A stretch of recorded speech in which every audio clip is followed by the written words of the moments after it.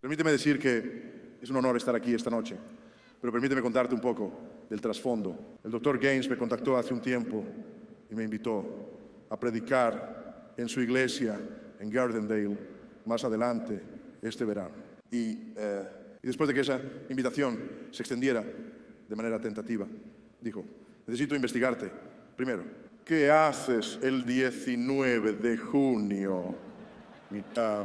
Así que estoy aquí por una llamada para ver si podré venir más tarde este verano. Quiero compartir algo contigo esta noche, que es una carga para mí, principalmente por la historia que se compartió contigo sobre mi vida, sobre mi llegada a la fe ya en la adultez, sin haber crecido en la iglesia, sin haberme criado entre cristianos o alrededor del cristianismo. Fui criado en los proyectos de South Central Los Ángeles por una madre adolescente, soltera, que era budista, practicante. Y nunca escuché el evangelio hasta que llegué a la universidad. Tenía preguntas, numerosas preguntas que necesitaba ser respondido. Y conocí a alguien quien se tomó el tiempo para responder mis preguntas. Y la pared de la que quiero hablar esta noche no es necesariamente una pared como normalmente pensamos. Es un muro, de hecho, que no ha sido necesariamente derribado por nuestro adversario, pero en muchas ocasiones nosotros mismos la hemos derribado. Verás, respondimos a algo de racionalismo y positivismo lógico y humanismo secular, y en respuesta a esas cosas que eran tan sofisticadas que nos alejaron de la búsqueda apasionada de un Dios santo. Hemos llegado casi, hemos dado un giro completo. Ahora el péndulo se ha movido en dirección opuesta y en muchos casos nos hemos vuelto antiintelectuales. Y hoy hemos pasado de un antiintelectualismo a casi adentrarnos en el misticismo. Estamos en un lugar donde la teología y la doctrina son malas palabras. Estamos en un punto donde hay una generación que creerá cualquier cosa si lo dices con suficiente emoción. Así que hay una barrera intelectual que necesita ser reconstruida. Necesitamos ser un pueblo que continúe amando al Señor nuestro Dios con todo nuestro corazón, toda nuestra alma, toda nuestra mente, toda nuestra fuerza. Así que quiero hacer 3 cosas por ti esta noche. Una cosa es, esta quiero responder. Lo que creo es la pregunta más importante que podemos responder en nuestra cultura hoy en día. Y en segundo lugar, quiero hacer una observación sobre esa respuesta y luego lanzar un desafío. Por favor, abre tu Biblia conmigo en el libro de Dados de Tesalonicenses. Segundo de Pedro, capítulo 1. Permíteme darte la pregunta. Aquí está la pregunta que creo que es la más importante para nosotros poder responder. Porque las preguntas legítimas merecen respuestas legítimas. Pedro dice en primera de Pedro que siempre debemos estar listos para dar una disculpa, una apología, una respuesta razonada a cualquiera que nos pregunte la razón de la esperanza que hay en nosotros. Aquí está esa pregunta. Esa pregunta es: ¿por qué eliges creer en la Biblia? Esa es la pregunta. Debemos ser capaces de responder a esa pregunta en nuestra cultura hoy.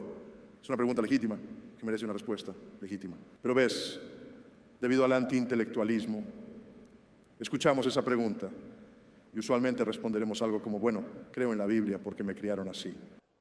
Bendice tu espíritu si esa es tu respuesta, pero por favor no salgas de aquí y le digas eso a alguien. Te lo suplico, por favor no hagas eso, porque esa no es una respuesta razonada.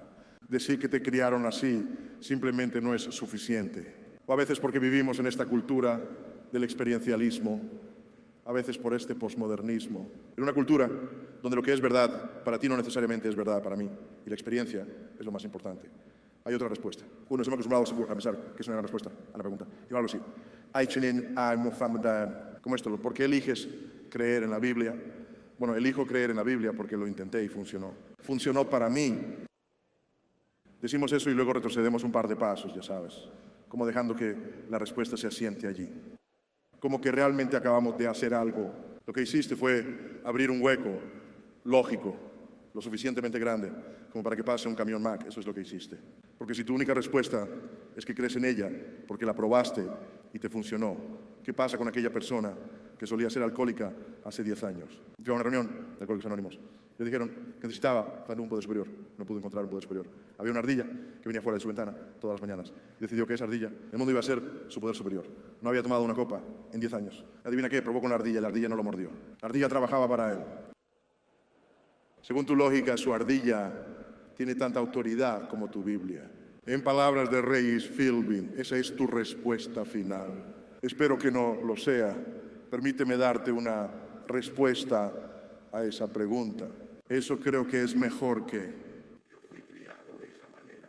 O es mejor que, bueno, soy bautista del sur y así es como creemos. O es mejor que lo probé y me funcionó. Pero quiero decirte, ¿por qué elijo creer en la Biblia? Porque no creo en la Biblia porque me criaron así, ya que no fue el caso. No elijo creer en la Biblia porque la probé y funcionó para mí. El budismo de mi madre funcionó para ella.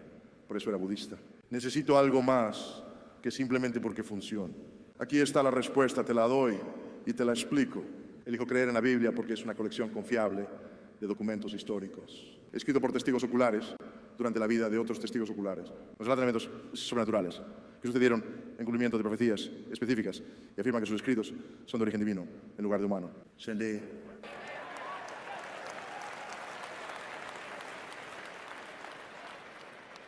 Acabo de inventar eso. ¿Alguien vendrá a buscarme cuando se apaguen estas luces? Ya estoy nervioso, mi vida aún no ha empezado a descontrolarse. A veces no, está bien. ¿Por qué no seguimos cuentos ingeniosamente inventados al darles a conocer el poder y la venida de nuestro Señor Jesucristo? Pero fuimos testigos de su majestad. Porque cuando recibió honor y gloria de Dios Padre, se le hizo esta declaración por la majestuosa gloria. Este es mi amado Hijo, el cual me complace mucho. Y nosotros mismos oímos esta declaración desde el cielo cuando estábamos con Él en el Monte Santo. Entonces tenemos la palabra profética hecha más cierta, a la cual haces bien en prestar atención, como a una lámpara que brilla en un lugar oscuro, hasta que el día amanezca y la estrella de la mañana se levante en vuestros corazones. Pero sepa esto antes que nada, que ninguna profecía de la Escritura es asunto de interpretación personal, porque ninguna profecía fue hecha por un acto de voluntad humana, sino que hombres movidos por el Espíritu Santo hablaron de Dios. Ahora vamos a desglosar esto primero que nada. La Biblia es una colección fiable de documentos históricos. Mira lo que dice aquí en el verso 16. Pues no seguimos cuentos astutamente inventados cuando les dimos a conocer el poder y la venida de nuestro Señor Jesucristo. No seguimos cuentos ingeniosamente elaborados. No seguimos mitos, ni cuentos de hadas, ni leyendas. No seguimos cosas inventadas.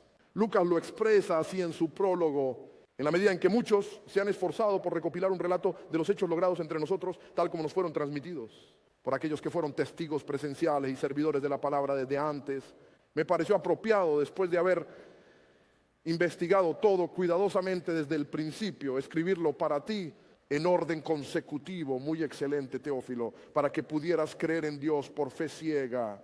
No. Para que conozcas la verdad exacta sobre lo que te han enseñado. Tenemos una colección confiable de datos históricos, documentos, no mitos, no cuentos de hadas, no leyendas. Esto no es la epopeya de Gilgamesh aquí. Estas son cosas que realmente sucedieron en la historia y fueron registradas para nosotros. No solo tenemos una colección confiable de documentos históricos, sino que fueron escritos por testigos oculares durante la vida de otros testigos. Mira lo que dice. Pero fuimos testigos presenciales de su majestad. Vimos. Si me gustan los dramas de crimen, me gustan. ¿Sabes? Cuando era niño solía ver Quincy. ¿Sabes? Solía ver Quincy cuando era joven. Pero ya sabes, hoy en día tienen eso, ¿cómo se llama? CSI o lo que sea. Todos están emocionados por el CSI. El CSI es solo Quincy O'Brien. Una grieta, eso es todo, amigos. Quincy era el hombre.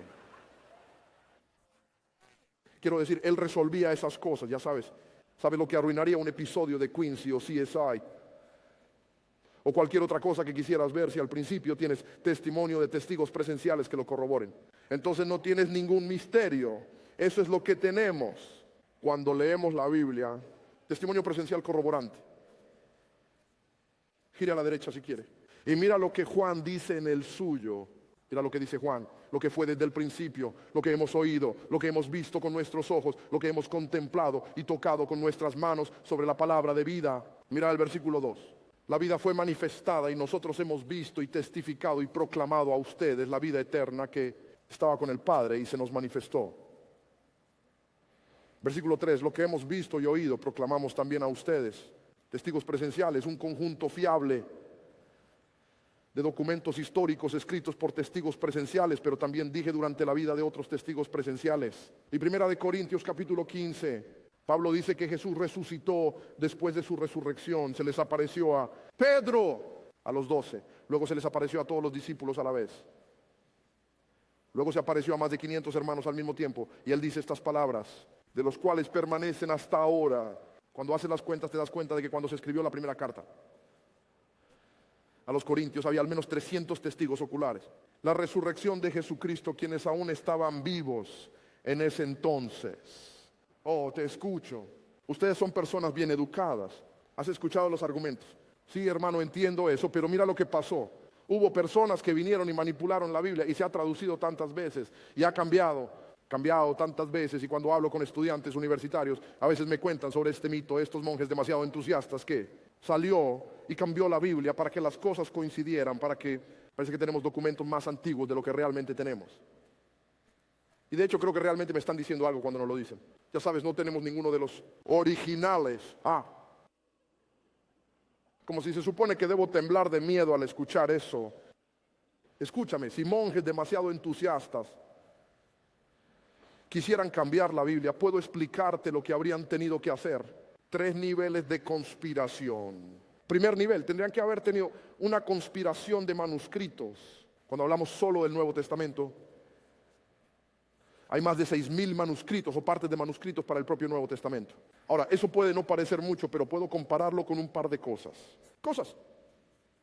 La guerra gálica de Julio César, así es como sabemos sobre Julio César y sus conquistas. Tenemos alrededor de 10 manuscritos. De la poética de Aristóteles tenemos casi 5 manuscritos. Cuando se trata de los escritos de Heródoto, tenemos menos de 10 manuscritos. En lo que respecta a los escritos de Homero, menos del 10% de cada uno de sus escritos, cuando se trata del Nuevo Testamento. Tenemos 6,000 manuscritos o partes de manuscritos para el Nuevo Testamento. Gente, eso no está ni cerca. Bueno, no tenemos los originales. No, realmente no los tenemos.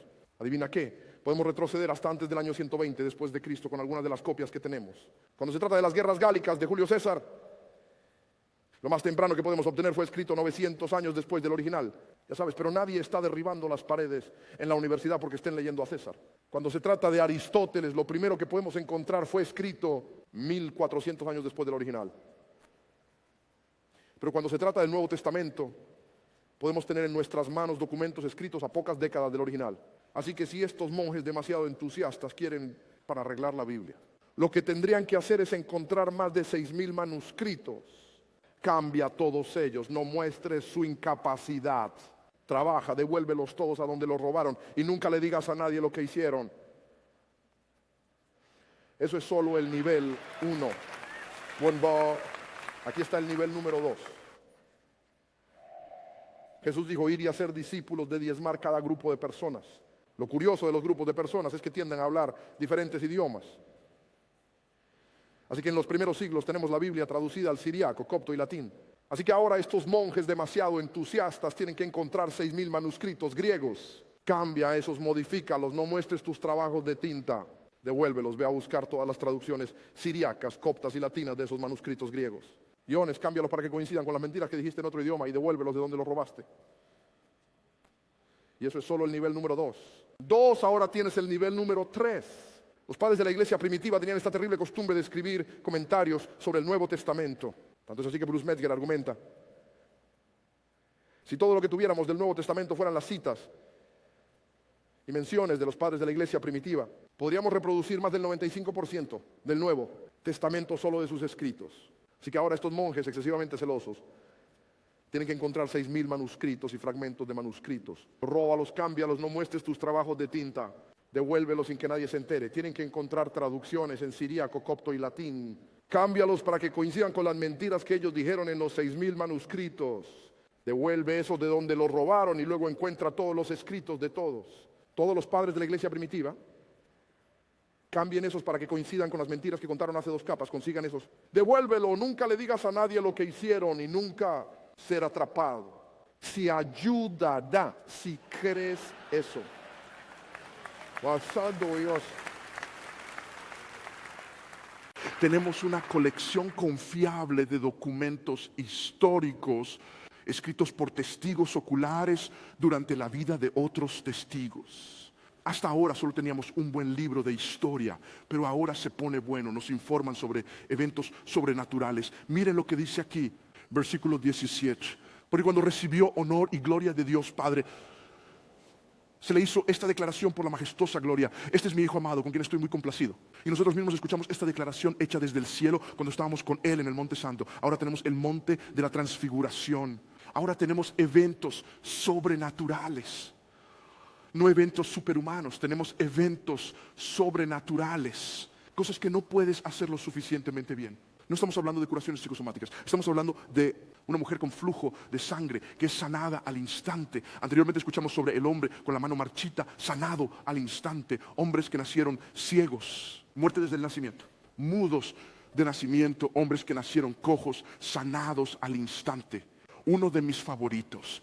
Jesús les dice a los discípulos: vayan al otro lado del lago, yo los encuentro. ¿Ves qué es? Más tarde en el barco, alguien que no sé quién dice: hey, ¿dijo Jesús cómo vendría? No, ¿por qué? Porque Él viene así. Se soort do ases. Dus wordt de behaard is chaas voor de spijt is de maar even zien. O mi favorito de todos viernes. Muerto, domingo, resucitado. Tenemos una colección confiable de documentos históricos, escrito por testigos presenciales durante la vida de otros testigos presenciales. Nos informan de eventos sobrenaturales. Y esos eventos ocurrieron en cumplimiento de profecías específicas. No hablamos de cosas del tipo general Nostradamus. Profecías específicas. Por ejemplo, cuando Jesús está en la cruz, no sé, imaginemos, volvamos atrás si queremos.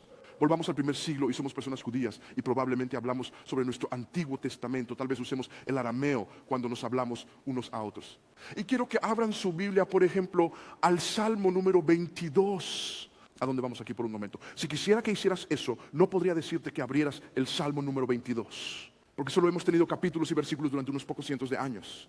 Si fuera el primer siglo y te hablara en arameo, tendría que decirte, para referirnos al título del Salmo número 22, que habría sido la primera línea del Salmo número 22. Así que tendría que decirles que abran. O desplázate hasta Elí, Elí, lama sabactani. Oh mi Dios, ¿por qué me has abandonado? Debería sonarte familiar porque eso es exactamente lo que Jesús dijo mientras era crucificado. Sé que sabes esto, pero me gusta mucho. Hagámoslo de todos modos. Salmo número 22, versículo 1. Mi Dios, ¿por qué me has abandonado? Mira el versículo 6. Soy un gusano y no un hombre, un reproche de los hombres y despreciado por el pueblo. Todos los que me ven se burlan de mí, hacen gestos con los labios, mueven la cabeza diciendo: confía en el Señor, que Él lo libere, que Él lo salve, ya que se deleita en Él. ¿Les suena familiar? Eso es lo que le decían a Jesús mientras estaba siendo crucificado. Mira el versículo 12. Muchos toros me han rodeado, fuertes toros de Basán me han cercado. Abren grande su boca contra mí como un león rugiente y devorador. Estoy derramado. Como agua, todos mis huesos están desencajados. Mi corazón es como cera, está derretido dentro. Interesante, perforarle en el lado, perforar el pericardio. Sangre y agua brotan. Mira el versículo 15. Mi fuerza se secó como una teja y mi lengua se pega a mis mandíbulas. ¿Qué tal este vinagre de vino en esta esponja, Jesús? Porque dijiste que tenías sed. Versículo 16. Los perros me han rodeado, amigos. Esos son los gentiles. Un grupo de malhechores me ha rodeado, uno a la derecha y otro a la izquierda. Perforan mis manos y mis pies, puedo contar todos mis huesos.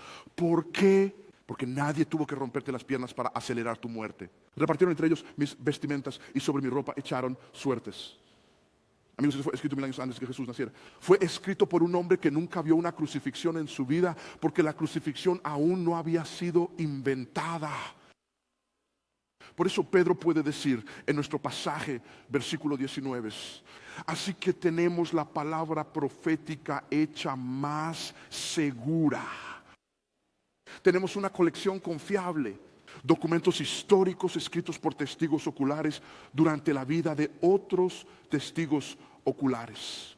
Nos informan sobre eventos sobrenaturales que ocurrieron en cumplimiento de profecías específicas. Acabamos de ver un par de ejemplos de eso y aquí viene lo importante. Afirmaron que sus escritos son divinos en lugar de humanos. Mira conmigo el verso 20. Pero sepan esto ante todo, que ninguna profecía de la Escritura es asunto de interpretación personal. Pues ninguna profecía fue dada por acto de voluntad humana, sino que hombres movidos por el Espíritu Santo hablaron libremente. Dios. Afirman que estas son palabras de Dios y no suyas. Por eso se cumplieron estas profecías cientos o miles de años después. Es por eso que usan frases como, y así dice el Señor. Y el Señor habló a Moisés diciendo, y Dios dijo a Abraham. Ellos dicen que estas son palabras de Dios y no de hombres. Oh, te escucho. Pero ese es el problema. Nadie quiere creer eso porque saben que hombres escribieron la Biblia. Y cuando decimos que es la palabra de Dios, dice que no, es la palabra de los hombres, porque los hombres tomaron pluma para escribir el papel. Y no puedes confiar en cosas escritas por hombres. Eso siempre me resulta interesante. ¿Sabes por qué? Porque en la escuela, no recuerdo a nadie, ¿sabes? En mi clase de matemáticas. Bueno, te equivocaste en algo, ¿sabes? Se supone que debes usar el teorema de Pitágoras allí. Ya sabes, lo de a al cuadrado más b al cuadrado igual a c al cuadrado. No usaste el teorema de Pitágoras ahí, te equivocaste. No puedes descontarme por eso. Un hombre escribió ese libro de matemáticas. Sé que estás. Tomar la pluma y escribir no significa que no puedas confiar en lo escrito. Fiable, es coherente internamente, está corroborado. Bueno, ¿qué es la corroboración? No lo sé, quizás 3 idiomas. Griego, hebreo, arameo, 3 continentes, Asia, África, Europa. Más de 40 autores. La mayoría de los cuales nunca se encontraron quienes escribieron. A lo largo de un periodo de unos 1500 años. Y cuentan una historia singularmente entrelazada. ¿Qué tal eso para corroboración? Aquí hay otro. Y tengo que admitir que me gusta cuando la gente usa porque hay una parte de mí que, sabes, no me gusta hablar en la escuela dominical. Su nombre es Bad Body. Intenta sacarlo al menos una vez a la semana, tarde en la noche, cuando no haya nadie alrededor. A él le encanta cuando la gente dice, crees en esa Biblia, pero yo soy un hombre de ciencia. Y a menos que me lo puedas probar científicamente, simplemente no puedo creerlo. Mira, en ese momento intento agarrar al mal votante y sostenerlo bien fuerte y no dejarlo ir, porque sé lo que hará si lo dejo ir. No será cristiano, simplemente no lo será. A veces pienso que ni siquiera está salvado por las cosas que quiere decir, porque yo sería gentil con la gente. Mal votante ni siquiera sería gentil. Él diría tú.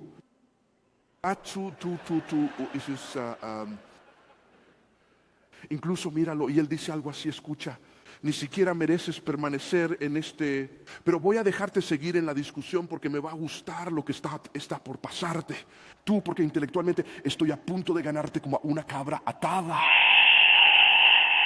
Así que mantente justo donde estás, ¿vale? ¿Cómo vas a sentarte aquí y decirme que eres un hombre de ciencia y que lo creerías si te lo demostrara científicamente? ¿Por qué quieres que use el método científico? ¿No te das cuenta de que no se usa el método científico en eventos históricos?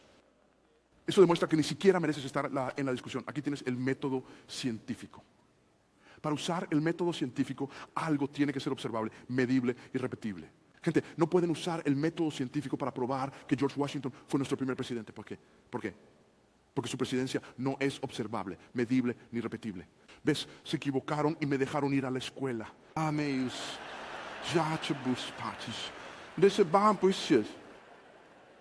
No utilizas el método científico allí, tienes que emplear un método más basado en evidencias. Entonces, lo que haces es como lo que hacemos en un tribunal. Dices que si tenemos testigos oculares, bueno, acabo de decirte que tenemos algunos de esos. Los testigos oculares cuentan la misma historia. Si muerto el viernes, resucitado el domingo. Dicen que algo va a suceder y sucede exactamente como dijeron. Verás, no tenemos evidencia externa que contradiga la afirmación de la Biblia de ser la palabra de Dios. Ninguna. Entonces, la verdadera decisión inteligente que hacer para creer lo que dice. Así que no elijo creer en la Biblia solo porque me criaron así. No lo hicieron. No elijo creer en la Biblia solo porque lo probé y me funcionó. Elijo creer en la Biblia. Ahora repite esto conmigo si quieres. Lo hará, porque es una colección confiable de documentos históricos escritos por testigos oculares durante la vida de otros testigos oculares. Informan sobre eventos sobrenaturales que ocurrieron en cumplimiento de específicos y afirman que sus escritos son divinos en lugar de humanos. En origen, te dije que quería hacer 3 cosas. Primero quería responder a esta pregunta. Esa creo que es una pregunta pertinente.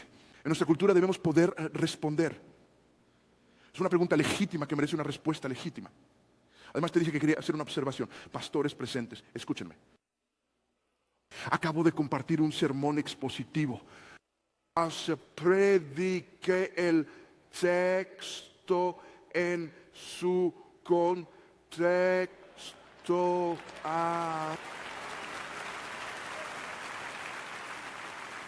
Es lo que me gusta llamar apologética expositiva. La Biblia responde a todas las preguntas relevantes. Toda escritura es inspirada por Dios y útil para enseñar, reprender, corregir, entrenar en justicia. Todo ello, su poder divino, nos ha dado todo lo necesario para la vida y la piedad a través de nuestro conocimiento de Él, quien nos llamó por su propia gloria y excelencia. Aquí está mi preocupación. Hay muchos de nosotros que creemos en la infalibilidad de las escrituras, pero algunos no predicamos como si creyéramos en la suficiencia de las escrituras. No dejes que nadie te diga que la exposición es cosa del pasado. Espero no haberte aburrido, porque mucha gente dice que la exposición es aburrida. Espero que no te hayas aburrido. Mucha gente dice que la exposición es irrelevante. Creo que acabo de responder lo que argumentaría es la pregunta más relevante que nuestra cultura está haciendo. Y lo hice verso por verso, precepto tras precepto, línea tras línea, lo que me lleva a la tercera cosa, y eso es el desafío. Debemos enseñar a la gente de Dios, primero, que la Biblia tiene la respuesta, y segundo, cómo aprenderla y darla. Cualquiera que pueda memorizar este pasaje de las Escrituras en su contexto, cualquiera podría aprender a dar la respuesta que acabo de darte. Cualquiera, amigos. Por eso escribí el estudio bíblico La Verdad Eterna. De eso se trata, para que la gente lo entienda. Se ve en sus mentes, de modo que cuando alguien les hace una pregunta, ¿por qué eliges creer en la Biblia? No tienen que perderse en titubeos. No tienen que dar una respuesta tonta, como, ya sabes, me criaron así, o lo probé y funciona. Para mí pueden mirar a las personas a los ojos, como una joven de Dartmouth College, donde yo estaba. Estaba enseñando esto. Quien miró a un profesor de ciencias suyo a los ojos y por primera vez en su vida se sintió lo suficientemente segura como para hablar en clase. Lo miré y dije, bueno, Señor, escojo creer en la Biblia porque es una colección confiable de documentos históricos escrita por testigos oculares durante la vida de otros testigos. Informan sobre eventos sobrenaturales que ocurrieron en cumplimiento de profecías específicas y afirman que sus escritos son divinos en lugar de humanos. Y por cierto, si quieres puedes añadirle salsa por encima.